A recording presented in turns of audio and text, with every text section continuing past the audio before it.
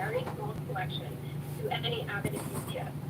He never earned a proper college degree, but worked tirelessly to provide for his family. His one recreation was his firearms and his marksmanship. When he was suddenly gone, my mother found herself alone and very uncomfortable. Very shortly after he passed, a local newspaper company in Westchester County, New York, ran a story publishing the home addresses of pistol holders in our county, which attracted many readers, as was certainly the intention. Now my mother lives in fear that she, as a single widow, learning to be alone for the first time in her life, would be targeted for a possible home invasion, as it was known to the public what was inside my childhood home. It was essential that I lawfully transferred my father's collection and moved them, along with a large safe, and etc., to my own home quickly. In the state of Connecticut, we went through all of the proper means. We called the ESPP together and acquired a unique authorization number to lawfully transfer each firearm under HB 5416. This would not be possible. You see, this bill does not just say that it limits sales, it restricts all transfers. And I would like you to think of the individual looking to remove firearms from their homes for other safety reasons. If passed, SB 5416 will prohibit law-abiding gun owners from taking action to make their homes and their families safer should firearms be shown with the exception of another. Many of the statistics that you will hear are regarding suicides, which constitute 2/3 of all firearm-related deaths. If an individual seeking help is unable to pass their firearms to a loved one or other trusted law-abiding resource, SB 5416 will make it more likely that tragedy will occur. This is the antithesis of common sense.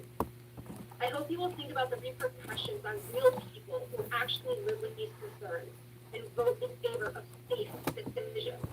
I clearly, obviously oppose SB 16 and support SB 388, HB 5415, and HB 5412.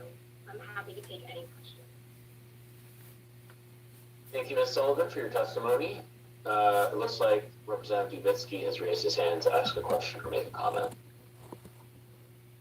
Thank you, Mr. Chairman, and thank you, Ms. Sullivan, for coming in. I think that you made a comment and raised an issue that has not yet been raised in all the hours that we've been here tonight with regard to the transfer of firearms and how that would be prohibited under HB 4516. Now, the issue of having somebody who perhaps is having some psychological problems and their family may need to move those firearms quickly.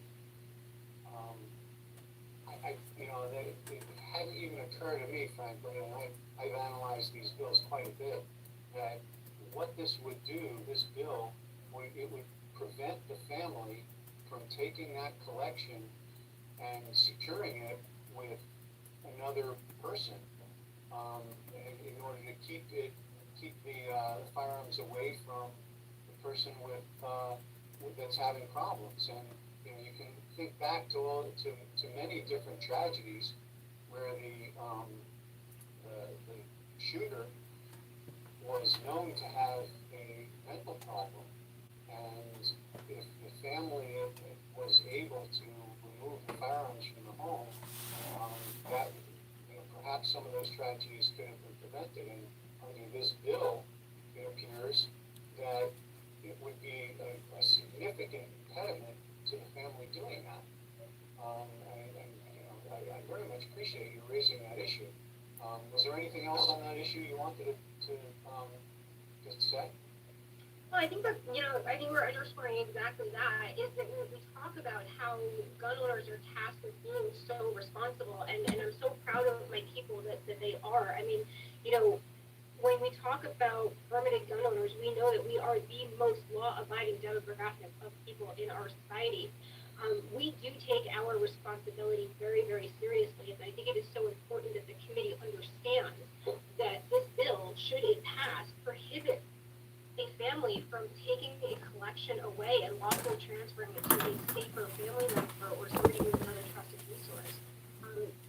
There's a lot of different things that we're talking about today, but I went through this. I lived through this. And my mom, who had, really gone from, she got married in the 1970s. She moved in with my dad from her family. She's never been alone before. And then when this newspaper article, which was intended to be sensationalized, she's never been alone before. And she called and said, I don't know what to do. Since then, she's moved to Connecticut. She is a resident of Newtown. I'm a resident of Southbury. And it's a relief to know that, as kids get older, as, we have nephews and there's more people in the family, that we have a safe network should we ever find ourselves in a position that we might want to take firearms and remove them from our homes. And I think one of the things that often is overlooked is that there is so much restriction on gun owners that they are sometimes afraid to speak up or ask for help.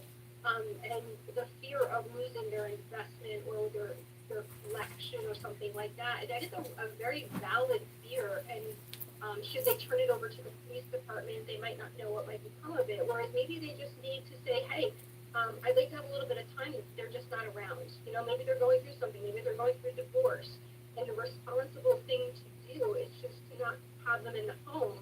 They need to have the ability to make that choice for themselves and give it to another equally permitted, law-abiding person who is safe to store those on their behalf.